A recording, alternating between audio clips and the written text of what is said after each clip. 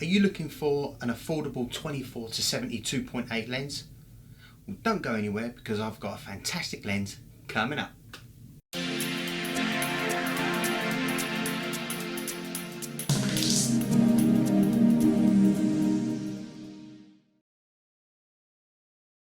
Hello and welcome to Jeeves Tried This. Today I want to talk to you about the Tamron SP 24 to 70 2.8 DI lens.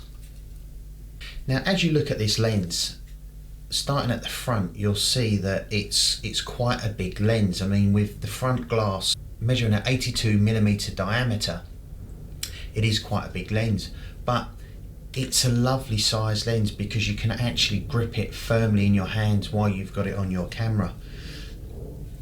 Then as you come down, you can see you've got a really nice rubberized grip on your zoom ring. Now it gives a nice feel when you're zooming your camera out from 24 to 70. And then as you come back a bit more, you've got a nice little focus ring made from the same size rubber, and it's really grippy, so there's no slipping when you grip. And the good thing about it is when you've got your lens in your hand, you can actually grip the zoom ring with your forefinger and your thumb, and then that leaves your other finger to adjust your focus in and out. So it's designed really well to give you that sort of accuracy and that speed of using this lens. It's really great. You've got a lock button, so you can lock it from at 24.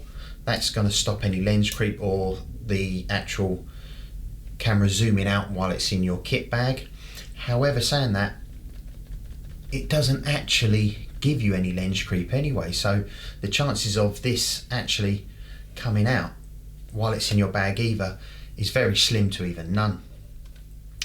Now as you come back further, you've got your autofocus and your manual switch and your vibration compensation switch as well. Now these don't protrude out the lens, so you're not going to catch your fingers on. They're quite flush, but they've just got that little lip so you can actually use them pretty well.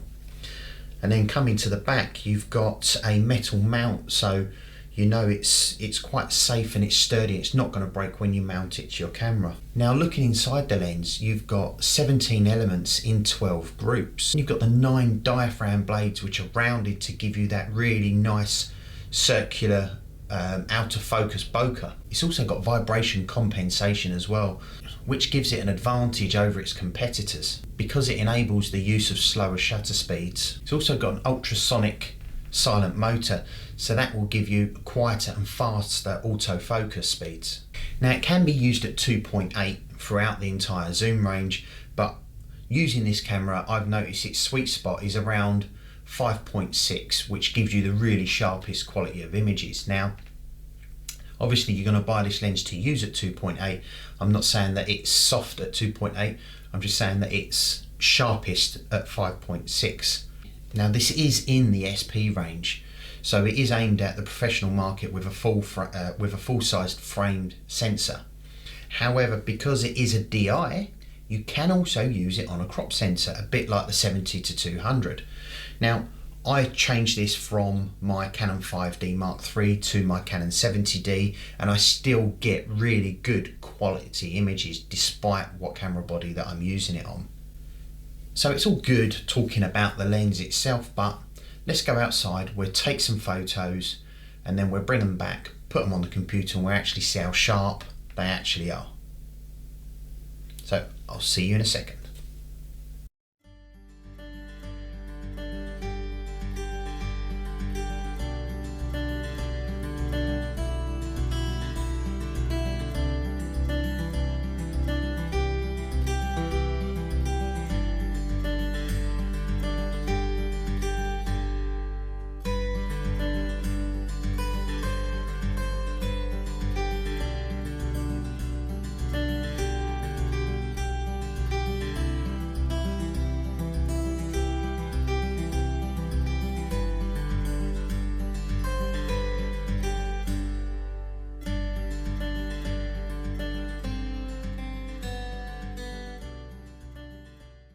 So after going outside and using this lens, I'm really impressed on the quality of the images that it does give us.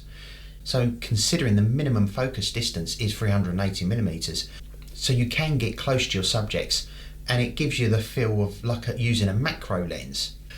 Now, considering that the Canon equivalent is slightly higher price, and that the images from the Canon are slightly a little bit sharper if you really zoom right in and you really go into, you know, looking into the ins and outs of the image qualities that you're actually taking. For the money, this is the better lens, and I would not sell this to buy the Canon equivalent.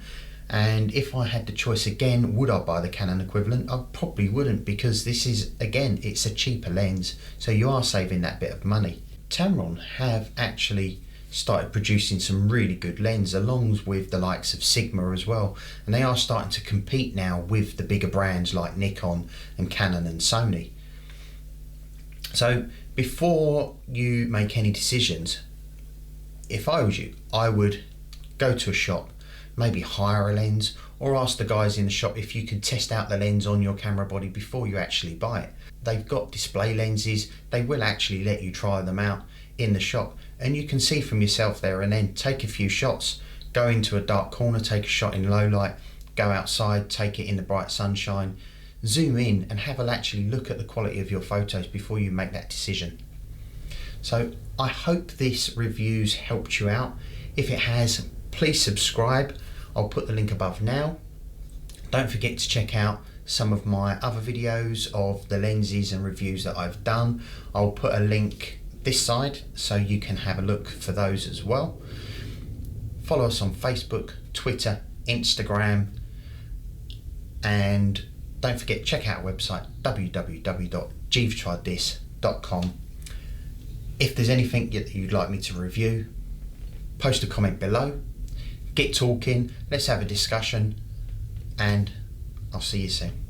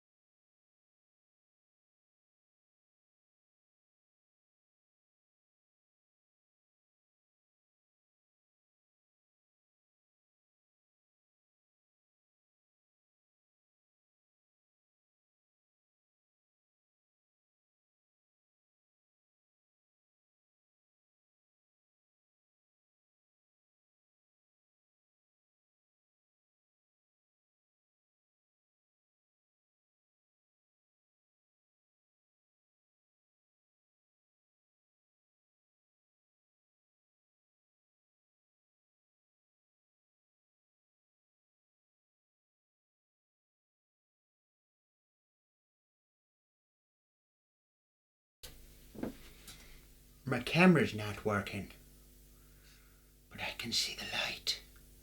Ooh.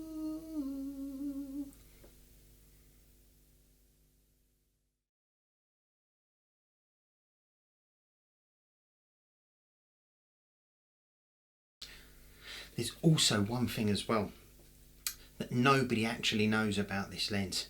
Now, if you come very, very close to the screen, you can see just on there, boo!